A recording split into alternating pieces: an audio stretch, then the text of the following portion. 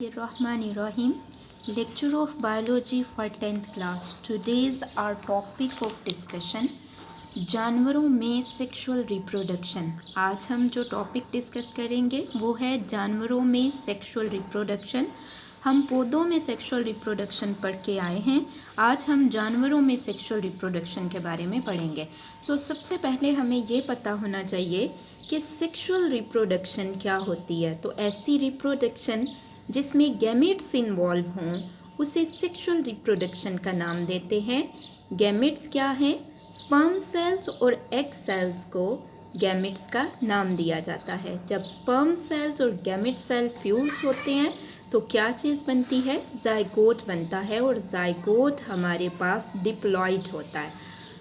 हम नेक्स्ट जो point discuss करेंगे वो है हमारे पास गैमेट्स का बनना. गैमेट्स का बनना, गैमेट्स के बनने के प्रोसेस को हम गैमीटोजेनेसिस कहते हैं. गैमेट्स के बनने के प्रोसेस को क्या कहते हैं? गैमीटोजेनेसिस कहते हैं. ये किस तरह का प्रोसेस है इसको हम देखते हैं. इस अमल में डिप्लॉइड गैमेट मदर सेल यानी गैमेट्स के अबाई सेल्स मियोसिस करते हैं और हैप्लॉइड गैमेट्स बनाते हैं. मतलब ये हमारे पास डिप्लॉइड मदर सेल्स हैं. ठीक है, ये हमारे पास मदर सेल है, ये भी हमारे पास मदर सेल है जो कि क्या है? जो कि डिप्लॉइड है. 2n है, डिप्लॉइड है.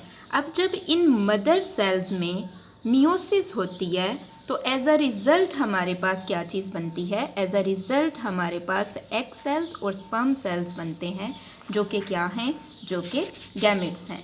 अब अगर हम नेक्स्ट बात करें तो हमारे पास दो तरह के गैमेट्स हैं, नर गैमेट्स और मादा गैमेट्स. नर गैमेट्स जो हैं वो मेल में प्रेजेंट होते हैं और मादा गैमेट्स जो हैं वो फीमेल में प्रेजेंट होते हैं. नर गैमेट्स स्पर्म्स बनाते हैं और मादा गैमेट्स एग सेल्स बनाते हैं. नर गैमेट्स स्पर्म्स बनाते हैं और मादा गैमेट्स क्या बनाते हैं? एग सेल्स बनाते हैं. अब नर गैमेट्स और मादा गैमेट्स मखसूस किस्म के ऑर्गन्स में बनते हैं जिन्हें गोनैड्स कहते हैं. नर गैमेट्स और मादा गैमेट्स यानी स्पर्म और एग मखसूस ऑर्गन्स में बनते हैं जिन्हें गोनैड्स कहते हैं. मसलन कौन से? टेस्टिस और ओवरीज. मेल गैमेट्स यानी स्पर्म्स टेस्टिस में बनते हैं और फीमेल गैमेट्स यानी एग जो है वो ओवरीज में बनते हैं. समझ आ गई कि स्पर्म टेस्टिस में बनते हैं और एग ओवरीज में बनते हैं. टेस्टिस मेल रिप्रोडक्टिव ऑर्गन और ओवरीज फीमेल रिप्रोडक्टिव ऑर्गन. और टेस्टिस में स्पर्म बनने के अमल को स्पर्मेटोजेनेसिस और ओवरीज में एग बनने के अमल को oogenesis कहते हैं. मसलन टेस्टिस में जो स्पर्म्स बनते हैं इस प्रोसेस को हम स्पर्मेटोजेनेसिस कहते हैं और ओवरीज में जो एग सेल्स बनते हैं इस प्रोसेस को हम oogenesis कहते हैं. अब हम देखते हैं कि हमारे पास ये दोनों प्रोसेस किस तरह से होते हैं. सबसे पहले हम स्पर्मेटोजेनेसिस को डिस्कस करते हैं. ये हमारे पास एक डिप्लॉइड मदर सेल है. ठीक है, ये हमारे पास स्पर्मेटोगोनियम है. स्पर्मेटोगोनियम में माइटोसिस हुई. माइटोसिस से क्या चीज़ बनी? Primary spermatocyte. अब जो हमारे पास स्पर्मेटोगोनियम है वो हमारे पास डिप्लॉइड है, 2n है, उसमें माइटोसिस हुई तो जो आगे से स्पर्मेटोसाइट बना वो भी 2n है क्योंकि मियोसिस हुई है. और मियोसिस में नंबर ऑफ क्रोमोसोम्स रिड्यूस नहीं होते बल्कि उसी तरह से रहते हैं जिस तरह से पेरेंट्स में मौजूद होते हैं.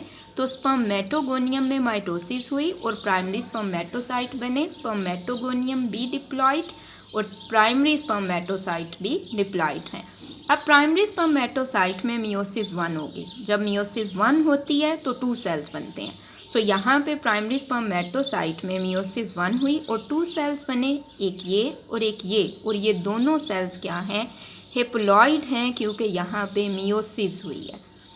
मियोसिस 1 हुई है जिसकी वजह से 2 सेल्स बने हैं और ये हैप्लॉइड सेल्स बन गए हैं. हैप्लॉइड सेल्स हैं और इन्हें हम क्या कहते हैं? Secondary spermatocyte. यानी प्राइमरी स्पर्मेटोसाइट में मियोसिस 1 के ज़रिए सेकेंडरी स्पर्मेटोसाइट बने जो कि हैप्लॉइड सेल्स हैं.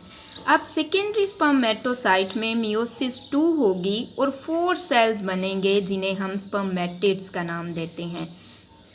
सेकेंडरी स्पर्मेटोसाइट्स में मियोसिस 2 होगी और उससे 4 सेल्स बनेंगे जिन्हें हम स्पर्मेटिड्स का नाम देते हैं। अब जब स्पर्मेटिड्स में स्ट्रक्चर डेवलप हो जाएंगे, लाइक हेड बन जाएगा, टेल बन जाएगी और यहाँ पे हेड के अंदर न्यूक्लियस बन जाएगा, तो इन्हें हम कहेंगे कि अब ये स्पर्म्स हैं और ये हैप्लॉइड हैं। ठीक है, ये 1n है। तो इस पूरे प्रोसेस को, जिसमें हमारे पास स्पर्मेटोगोनियम से स्पर्म बनते हैं, इस प्रोसेस को हम स्पर्मेटोजेनेसिस का नाम देते हैं। नेक्स्ट हमारे पास है oogenesis। oogenesis क्या है?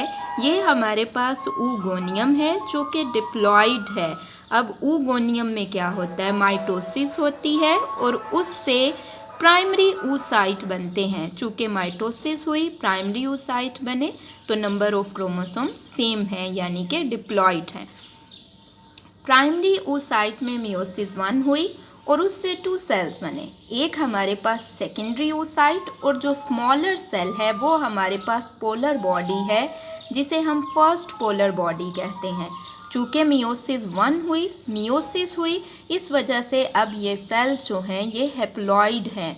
जब माइटोसिस हुई तो वो डिप्लॉइड थे, मियोसिस हुई तो वो क्या हो गए? वो हैप्लॉइड हो गए। अब सेकेंडरी oocyte में मियोसिस 2 होगी और इससे हमारे पास एक लार्ज सेल बनेगा, एक स्मॉलर सेल बनेगा। जो स्मॉलर सेल है ये हमारे पास सेकेंड पोलर बॉडी है। ये फर्स्ट पोलर बॉडी थी, ये हमारे पास सेकेंड पोलर बॉडी है और ये वाला सेल जो है ये एग सेल में डेवलप हो जाएगा, एग सेल बना देगा जो कि हैप्लॉइड है। अब ये पूरा प्रोसेस जिसमें oogoनियम से एग सेल बनता है, इस पूरे प्रोसेस को हम oogenesis का नाम देते हैं। तो ये पूरा प्रोसेस क्या है? ये है oogenesis। अब आप यहाँ से जो क्वेश्चंस आएंगे वो नोट करें।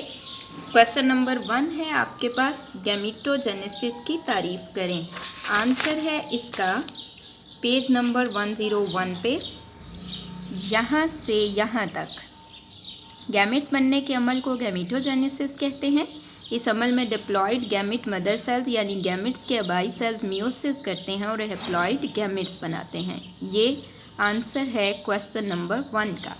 क्वेश्चन नंबर 2, गोनेड्स क्या हैं? इसका आंसर बी पेज नंबर 101 पे है।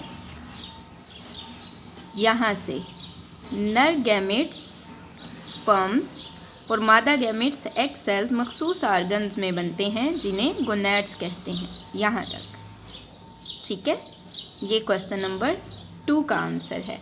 नेक्स्ट आपके पास है क्वेश्चन नंबर 3, स्पर्मेटोजेनेसिस पर नोट लिखें।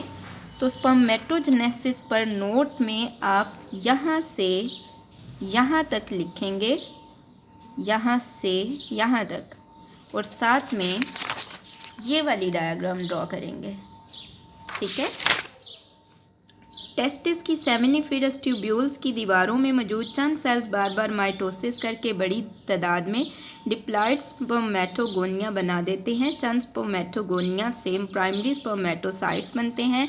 हर प्राइमरी स्पर्मेटोसाइट मियोसिस 1 के जरिए 2 हैप्लॉइड डॉटर सेल्स बना देता है जिन्हें सेकेंडरी स्पर्मेटोसाइट्स कहते हैं।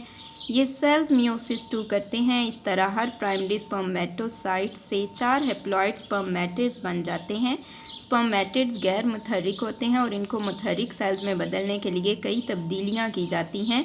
इनके न्यूक्लियाई सिकुड़ जाते हैं और इनमें चंद साख्तें बनाई जाती हैं, मसलन एक कोना जिसे एक्रोसम कहते हैं, एक दुम और माइटोकॉन्ड्रिया का एक दायरा। इन तब्दीलियों के बाद स्पर्मेटिड को स्पर्म्स कहा जाता है। नेक्स्ट आपके पास है क्वेश्चन नंबर 4, oogenesis पर नोट लिखें। इसका आंसर यहाँ से स्टार्ट होगा और यहाँ तक होगा और साथ में आप ये वाली डायग्राम ड्रॉ करेंगे। ओवरी के चंद सेल्स मखसूस साख्तें बनाते हैं जिन्हें फॉलिकल्स कहते हैं। फॉलिकल के अंदर बहुत से डिप्लॉइड oogonia होते हैं। चंद oogonia डिप्लॉइड प्राइमरी oocyte बनाते हैं। एक प्राइमरी oocyte मियोसिस 1 मुकम्मल करता है और 2 हैप्लॉइड सेल्स बना देता है, जिनमें से छोटे सेल को फर्स्ट पोलर बॉडी जबकि बड़े सेल को सेकेंडरी oocyte कहते हैं। सेकेंडरी oocyte मियोसिस 2 मुकम्मल करता है और 2 हैप्लॉइड सेल्स बना देता है, यानी एक सेकेंड पोलर बॉडी और एक एग सेल।